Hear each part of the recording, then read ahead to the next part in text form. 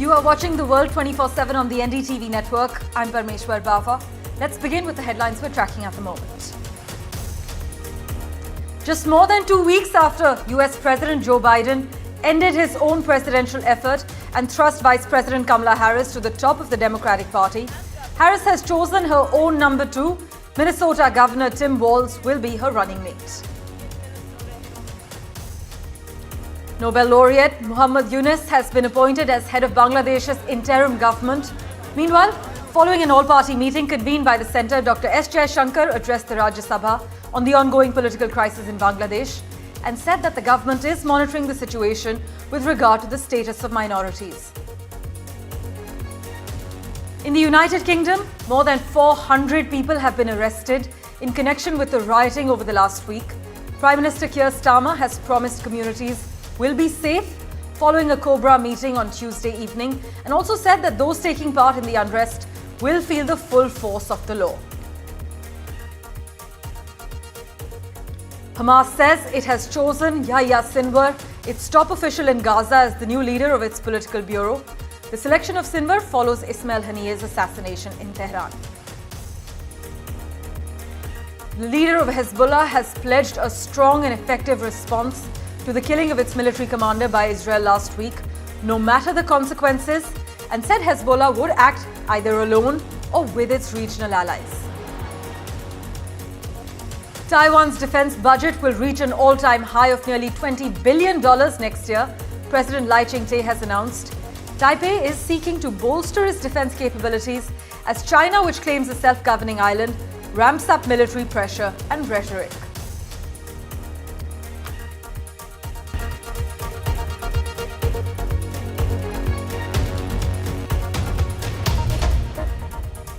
Well, our big focus, Democratic presidential nominee Kamala Harris and her newly selected vice presidential running mate, Minnesota Governor Tim Walz, campaigned for the first time together on Tuesday in Philadelphia, kicking off a multi-day tour of battleground states aimed at introducing Walz to the national stage. Now, in his remarks to a crowd of more than 10,000 people, Walz described his upbringing in a small Nebraska town, his 24 years serving in the Army National Guard, and his prior career as a high school social studies teacher, as well as a football coach. But the Harris campaign has said that it has raised more than $20 million just after the announcement of Walz as the vice presidential pick. In fact, ultimately, 4 main things sealed it for Tim Walz. His governing experience. Walz served in Congress and is now in his second term as governor, where he has racked up accomplishments at the state level that Harris wants to replicate in her presidency, including an access to reproductive health care, paid leave, child tax credits, and gun safety. His bio being the second. Walz is a former high school teacher, football coach, a hunter, a veteran who flipped a Republican-leaning House district back in 2006, which Harris believes will play well in the industrial blue wall states of Michigan, Wisconsin, and Pennsylvania. Thirdly, his messaging abilities.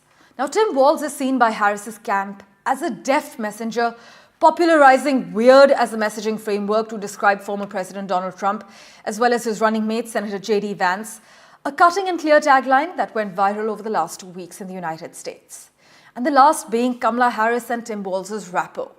Reports state that Harris and Walz clicked more than she did with either of the other finalists. In fact, we have a reaction from Ground Zero. Listen in.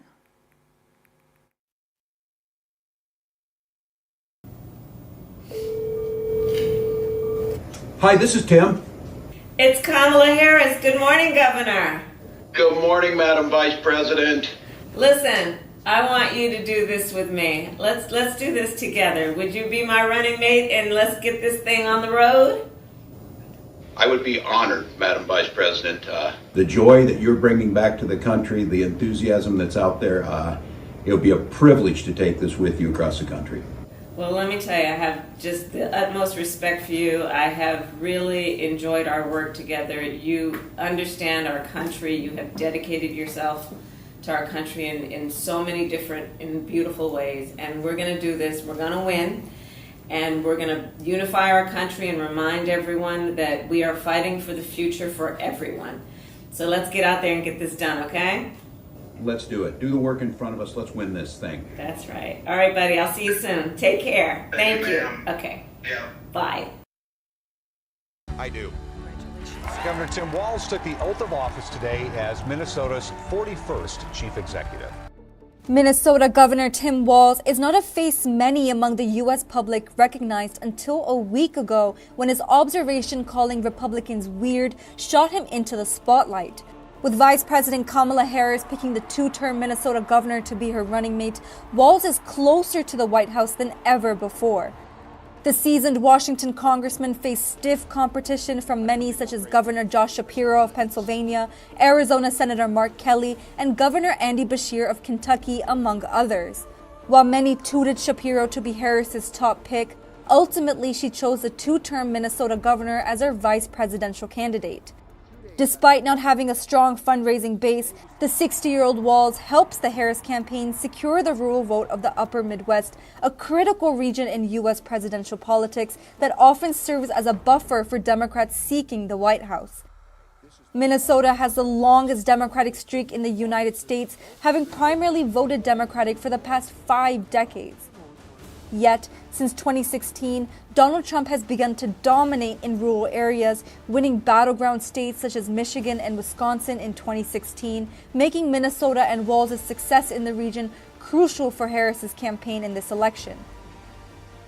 While not at the forefront of national politics, Walz established himself as a working-class politician and as a moderate Democrat in Congress, voting in favor of the Affordable Care Act, pushing bills to raise minimum wage, and also backing measures to reduce carbon emissions. He also found common ground with Republicans on certain key issues, voting to continue funding the wars in Iraq and Afghanistan and supporting tighter vetting of refugees entering the United States. However, as governor, Walz pushed several progressive laws, such as ensuring tuition-free meals at state universities, enshrining abortion rights into state law, banning conversion therapy, and providing protections for gender-affirming healthcare, among others. Unlike his contenders, including Josh Shapiro, who praised Israel Prime Minister Netanyahu, Walz has a more empathetic tone towards activists protesting against the Israel-Gaza war and a more critical tone towards the IDF. Therefore, Harris's decision to choose the Minnesota governor also indicates a policy shift of the Democratic campaign towards the war in West Asia.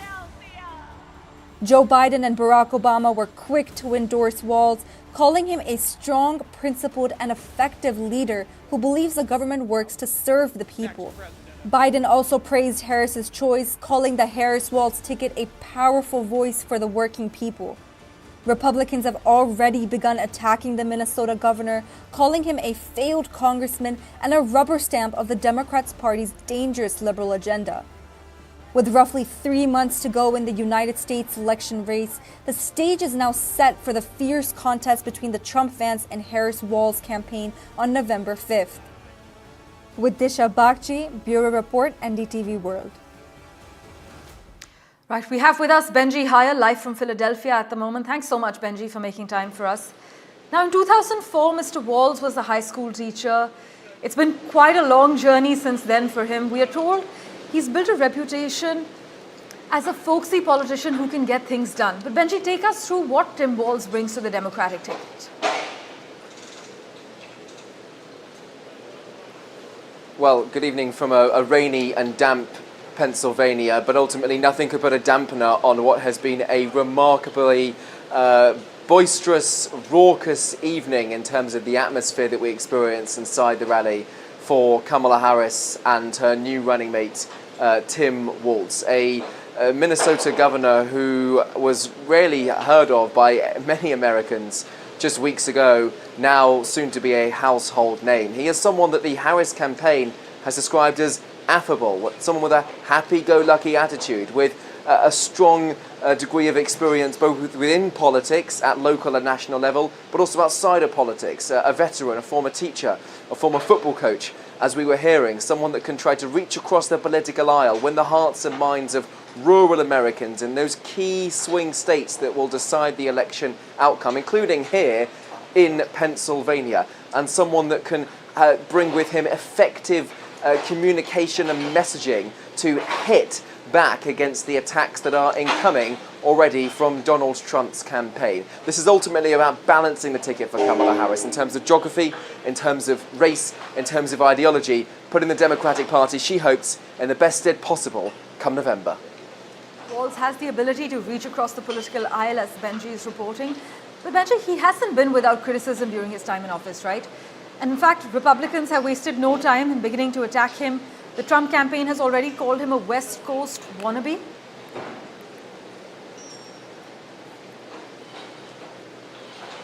Yeah, they called him dangerously liberal. And I think the West Coast wannabe line had to be taken with a pinch of salt. He is someone that has only visited San Francisco once in the past couple of years, compared to J.D. Vance, Donald Trump's running mate, who studied there for a period of time, or rather worked there for a period of time. So these attacks, the Democrats say, are unfounded, and they've also hit Tim Walz for his policies allowing convicted felons to vote. Again, a deeply ironic message coming from Donald Trump's team, considering he himself is one. Well, Benji, thank you so much for joining us with a crucial update from Philadelphia. With Walz now back in the news as Harris's running mate, he can expect that every piece of his resume will be subject to the strictest scrutiny in the weeks ahead. But we also have with us Nish Acharya, former advisor to the Biden administration, also former director of innovation and entrepreneurship for President Obama. Thanks so much, Nish, for making time for us. Now, we are aware that Tim Walz, his past military service, teaching career, he's been a football coach, and crucially, his Midwest background that could appeal to swing voters in must-win states. But what do you think made the difference in Walz's favor? So this selection is very much about achievement and continuing the work of the Biden-Harris administration. Tim Walz has accomplished a lot, certainly a lot more than J.D. Vance in his career. He's been a congressman, worked on all the issues that you highlighted. He's been the executive of a very large state, physically very large, but also one that has a global city like Minneapolis, St. Paul, and then a lot of rural areas. And people don't know this, but the Minneapolis area is actually home to about 9 Fortune 100 companies in the world. So Tim Walz has actually led with big companies, understands the economy. He's achieved a lot, and he's also managed different communities. So this is continuing the record of Biden and Harris and saying, who's the next person who can achieve great things when the Democrats win in November? And so I think that was the primary driver of the selection of Walz over some of the others who are excellent candidates as well. But I think his record of achievement in a really diverse place is exactly what we want for continuity moving forward. But Nish, meanwhile, some Democrats are worried that Walz isn't moderate enough to balance Harris's ticket. In fact, Republicans have taken to attacking Harris as an out-of-touch radical liberal, but they've also leveled similar criticisms against Walz. Is this likely to sort of impact their poll prospects when you compare their record to Trump and Vance? No, I don't think ultimately it will make a difference. I think what people will look at in November is records, and they will look at the ability to steer the United States over the next years over a very difficult period. The economy is going through some ups and downs. There's some wars abroad. And really, they're going to look at it and say, who is qualified as a team to really help the United States come out of this, manage government spending, manage relationships with our allies, and also manage relationships with different communities in the United States. I think the other ticket is very focused on its base and what it can do to mobilize its base. With the selection of Walz, we see somebody who represents rural Minnesota originally, a very different base than traditional Democrats. So I think ultimately voters are concerned about the economy. They're concerned about world affairs, and they're going to look at this team and say, who's fit and ready to lead? And I think that was all about the selection. I think it makes Vice President Harris even stronger as a candidate to have somebody with the executive level experience. For folks in India who don't know, the governor chief minister dynamic is the same, but the governor has a lot more authority and independence in the U.S. system. So he really was the chief executive of his own state, and that carries a lot of weight. Right. Also, in the run-up to November, what do you think are some of the top challenges that Kamala Harris and Mr. Walz will have to face? Well, the biggest challenge they're going to have is that we continue to have a divided country that follows its own news sources and therefore isn't always sure what the real truth is. And then secondly, we are in a period of economic uncertainty. And so to continue the agenda that Biden and Harris set around electrification, around new infrastructure, around increasing ties to countries like India, all of those things will require heavy bipartisan support. And it'll be very difficult for them to get that, in this political environment. So I think that's the uphill tailwinds that they'll face, the headwinds that they'll be facing. But at the same time, again, they've done it in different situations as vice president for Harris and as governor for Walz. And so they've worked with the opposition. So I think while it's a difficult time, and certainly the economy is, we're wondering which direction it'll go, they have worked in that environment before. So I think dealing with that is going to be their hardest thing. And certainly if the Democrats are able to keep the Senate and add the House, it becomes a lot easier. We don't know if that'll be the case right now. Really, all three chambers are in a dead heat as to who will be in control. And so how that plays out will be equally important as to who wins the presidential race. Indeed. It's always a pleasure to hear your insight. Thank you so much, Nishacharya, for joining us on the World 24/7. Well, when Kamala Harris tapped Minnesota Governor Tim Walz as her running mate, the move was welcomed in many quarters of the Democratic Party because of his progressive credentials. He is a vice presidential pick who provides regional balance, and he's expected to serve as the ticket's blue wall whisperer without alienating any of the party's key interest groups or ideological wings. But with that, let's turn our attention now to Bangladesh, where Nobel Prize-winning economist Muhammad Yunus will serve as Bangladesh's interim leader, local media is reporting. But protesters who overthrew the government had rallied behind this 84-year-old to help lead the country through its political transition following weeks of turmoil. You've seen the violent mass protests as well. Mr. Yunus has said that there would be opportunities to heal rifts with countries like India that supported the regime of ousted Prime Minister Sheikh Hasina, which was widely seen as autocratic. Meanwhile, following an all-party meeting convened by the centre on the ongoing political crisis in Bangladesh, in fact, the centre said that the government is monitoring the situation with regard to the status of minorities in the neighbouring country. In fact, Sheikh Hasina's son spoke to NDTV. Listen in to the details that he had to disclose. Your mother and former Prime Minister Sheikh Hasina has been in India for over 24 hours. Reports are suggesting that United Kingdom is yet to take a call on her asylum. What's next for her and the family? The reports about her requesting asylum are actually incorrect. She has not requested asylum anywhere. So the question of the UK or US not responding yet is not true. The family is the family intends to spend time together now. My mother, was planning to retire after this term anyway. This was going to be her last term. She's 77 years old. And so she is done with politics in Bangladesh. So you are saying that your mother has not sought any asylum from any country. Then if it's about staying in India for the moment, where is she going to be? Will she be in India? Because again, as I said, there are reports suggesting that United States won't be commenting on Sheikh Hasina's US visa revocation. There's been no such discussion at all with the US or anyone else. Okay, and you say that she will be spending the time with the family. So is she retiring from politics? Yes. And then she leaves Bangladesh and moves in with her children, all of you in Washington? No, I'm in Washington. My aunt lives in London. My sister actually lives in Delhi. So we don't know. She might travel between the places. So what is going to be the future of Awami League?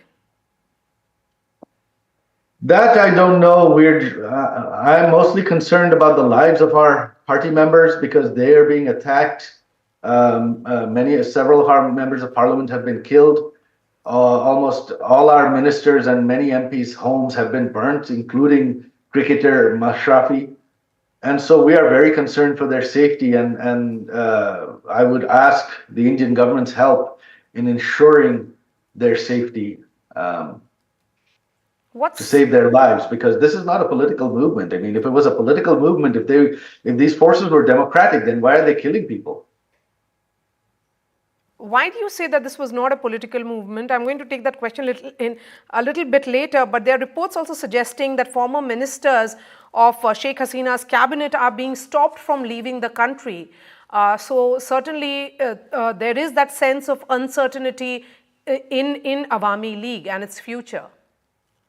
Yes, this is, partly BNP Jamaat were behind the protests anyway. And so they want to eliminate the Awami League. There are only two political parties in Bangladesh, and BNP Jamaat has even when they were in power last time, they attempted to physically eliminate the Awami League, physically eliminate my mother. There was a massive assassination attempt organized directly from in fact, the former Prime Minister's son, Tariq Zia, has been convicted on that charge of terrorism and bombing, where 23 people were killed and over 200 injured. So it's no secret that the BNP want to eliminate the Awami League physically, and that is what they're trying to do now. For a quick update from Ground Zero, we have with us senior journalist from Bangladesh, Muqtadir Rashid Romeo. Thank you so much, Muqtadir, for joining us. Muhammad Yunus now will serve as Bangladesh's interim leader. We know he's called Sheikh Hasina's resignation the country's second liberation day. But Muqtadir, take us through what Mr. Yunus brings to the table. Mr. Yunus, Muhammad Yunus, what kind of repression he has been facing last couple of years. And his office was, locked somewhere. His people were beaten. And charged he was in over 190 harassed. cases. Yeah. So it was a different situation for Mr. Yunus. And he always said, look, I'm not going to be political. I'm not an opponent of Prime Minister Sheikh Hasina. But we have seen in a multiple event that the Prime Minister Sheikh Hasina, was mocking Mr. Yunus. And the way she used to do that, he was her arch rebel. So I think this is one of the moments when Dr. Yunus, one of the internationally, well-known personality, would be the top of the interim government. As you know, we don't have government right at the moment. The country is, right at this point, there's no government. So we must have a government right now to settle down all the, crisis. There's a number of crises right at the moment. The law and order situation should be restored. Many people approach me that the security situation across the country are not, is totally vulnerable. And people are now guarding mosque, the mandirs and especially the temples of minorities from any kind of attacks by the miscreants. We are not sure that what's going on, because we are basically cut off, not by the transport. We are cut off by the communications. For example, we are cut off. We can't communicate with the government official.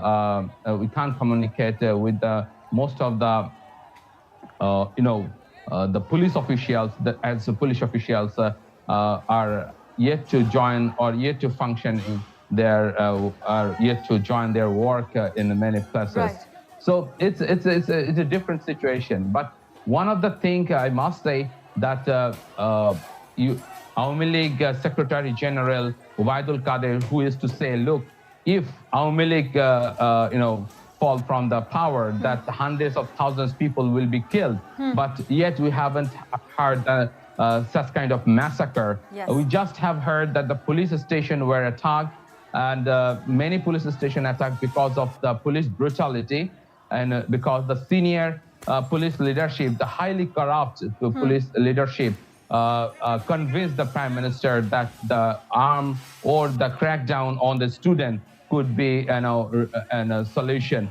And as a result of that, we are many seeing tragic news of over 450 deaths from your country It's absolutely tragic, Yeah. but we will, of course, revert to you for regular updates. Thank you so much for joining us with that live update from Bangladesh. With that, let's turn our attention now to the United Kingdom. Prime Minister Keir Starmer has promised communities will be safe following a Cobra meeting on Tuesday evening and said those taking part in the unrest will feel the full force of the law. But Sir Starmer chaired another emergency Cobra meeting on Tuesday evening as police prepare for more far-right riots.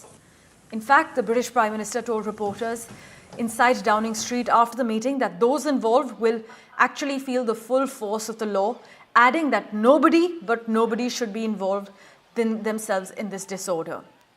But I must mention a horrifying list of 30 targets, including immigration centers, lawyers' offices and charities, has been now shared by the far right for potential further unrest during the course of the day today.